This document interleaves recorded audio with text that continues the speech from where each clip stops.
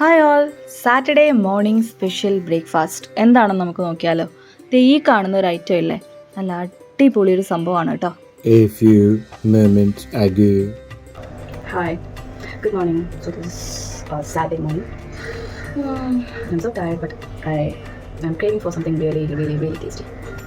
So I'm planning to make some yummy chicken ghee roast and soft chapati. Let's do it. By the way, we don't have chicken, so it's not chicken ghee roast. I'm going to make egg ghee roast. Chalo, let's first we need to dry roast few things. Cumin, fresh masala, coriander, cardamom. ഇത്രയും സാധനങ്ങൾ നമ്മൾ dry roast ചെയ്യാൻ പോവാണ്. So first നമുക്ക് cardamom ഒരു 2 എണ്ണം, മല്ലി may be ഒരു ടേക്കിംഗ് ദിസ് മച്ച്. നെക്സ്റ്റ് നമ്മുടെ മസാല, അതിൽ ഇത്രയ്ക്ക് പട്ട, സ്റ്റാർ അനീസ്, 2 ഗ്രാമ്പു. I don't have that. If you have jati patri, അതും കൂടെ ആഡ് ചെയ്ത് give you കുറച്ചുകൂടി ടേസ്റ്റ് enhance ആവും. I'm going to put some ജീരകം,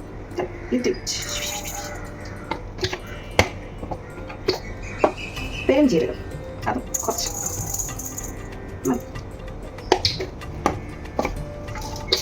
പെപ്പർ,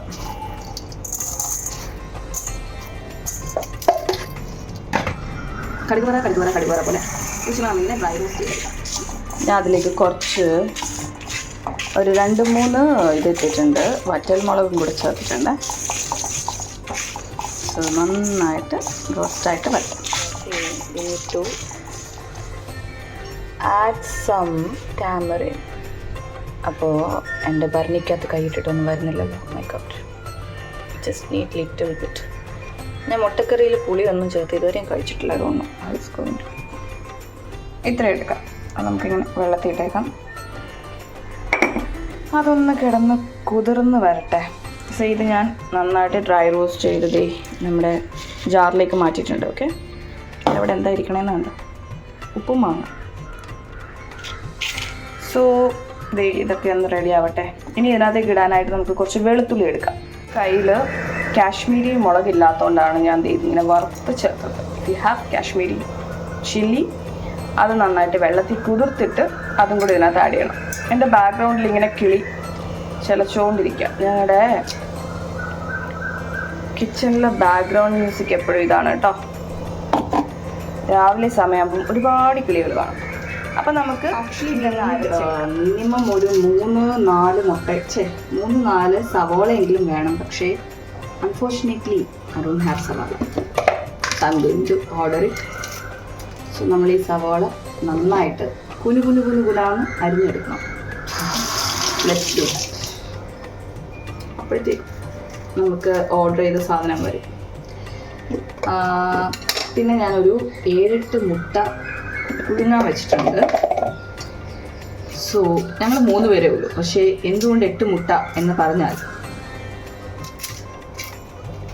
നമ്മുടെ ഇവിടെ കിട്ടുന്ന മുട്ട കോഴിമുട്ട കണ്ട കാടമുട്ട പോലെ ഇരിക്കും. It's very small. അപ്പോൾ ഒരു മുട്ടയുടെ എഫക്റ്റ് നമുക്ക് കിട്ടണമെങ്കിൽ minimum we should have 2. So ആ ഒരു കാൽക്കുലേഷനൊക്കെ വെച്ച് നോക്കിയപ്പോൾ ഒരു 8-9 മുട്ട എടുക്കുന്നതായിരിക്കും ഉചിതമെന്ന് തോന്നി. നമുക്ക് വലിയവർക്ക് ഒരു 2 മുട്ട കഴിക്കാം. That means we can have up to 4 Chennai മുട്ട.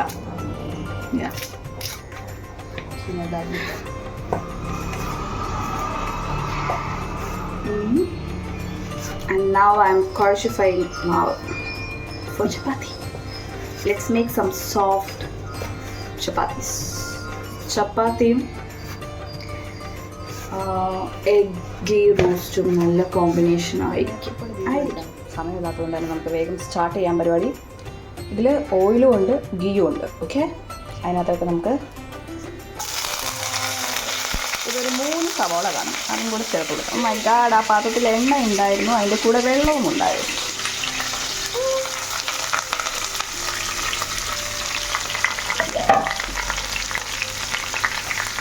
ഇനി നന്നായിട്ട് വഴറ്റി നല്ല ബ്രൗൺ കളർ ആവുന്ന വരെ നമുക്ക് വഴറ്റി കൊടുക്കാം.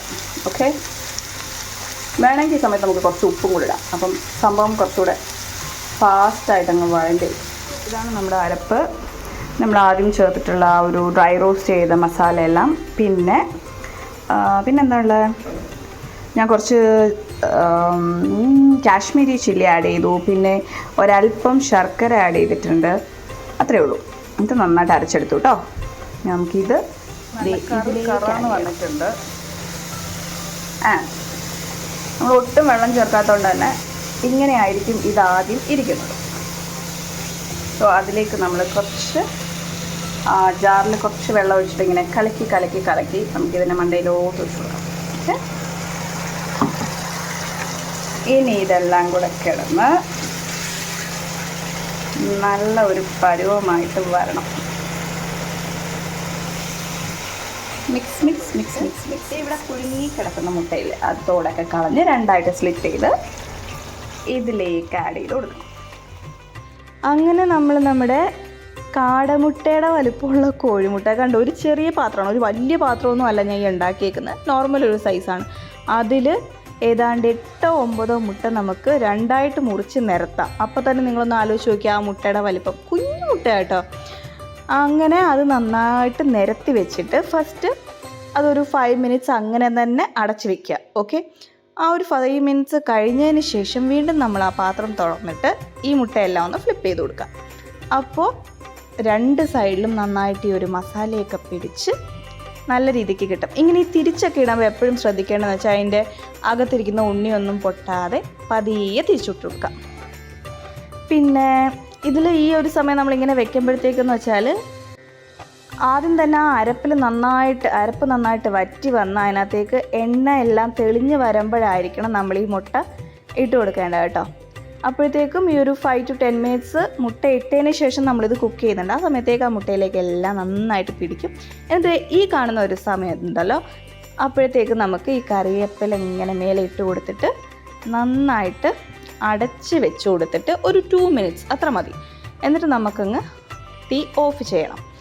അതുകൊണ്ട് പിന്നെ ഞാൻ നേരെ ചപ്പാത്തി ഉണ്ടാക്കാൻ തുടങ്ങി. ചപ്പാത്തി ഉണ്ടാക്കുന്നതിന് എന്താ പറയുക, പ്രത്യേകിച്ച് ഇതൊന്നുമില്ല, സ്പെഷ്യൽ ചപ്പാത്തി ഒന്നുമില്ല, സാധാരണ ചപ്പാത്തി. ചൂടുവെള്ളം ഒഴിച്ചിട്ടാണ് ഞാനെപ്പോഴും ചപ്പാത്തിക്ക് മാവ് നനയ്ക്കുന്നത് കേട്ടോ. ഫാസ്റ്റിനുള്ള എല്ലാ സംഭവങ്ങളും റെഡി ആയത് നല്ല അടിപൊളി ചപ്പാത്തി റെഡി ആയിട്ടുണ്ട്. കുറച്ച് സവാള അരിഞ്ഞിട്ടുണ്ട്.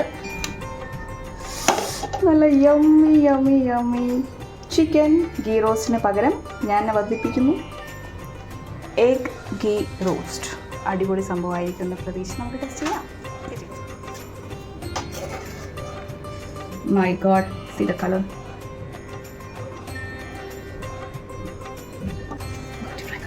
Chapati with egg ghee roast.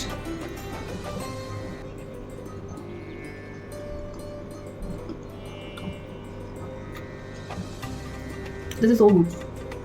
Do try this. Only taste up.